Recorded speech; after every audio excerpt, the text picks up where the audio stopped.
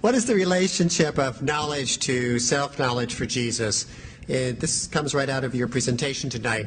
In Mark 13:32, regarding the second coming, Jesus admits that he does not know the time of his return.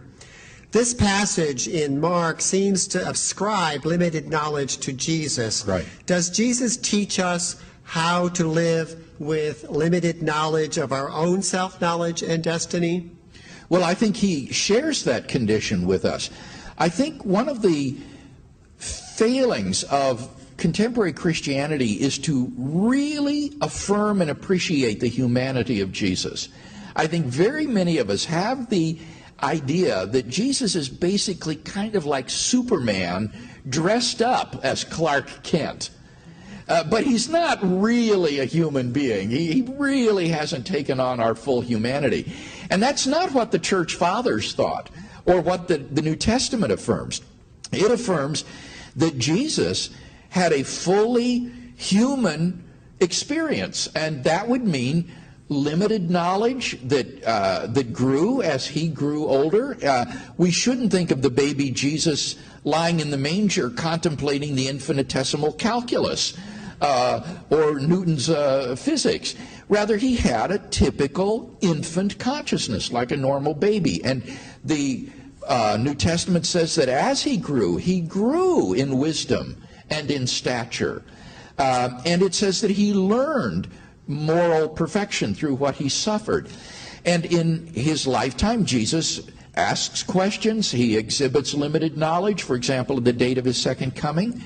And I feel quite confident that if you had asked Jesus a question about quantum mechanics or auto mechanics, he wouldn't have known the answer to that question, at least in his conscious waking life. So I think that we want to affirm that Jesus knew all of the limitations, cognitive and physical, that go with the human condition. Now, does that mean that Jesus was not omniscient? Well, no. I think what that means is that we ascribe properties to Jesus with respect to his divine or human nature. With respect to his divine nature, he was omniscient and omnipotent. With respect to his human nature, he was limited in knowledge and limited in power.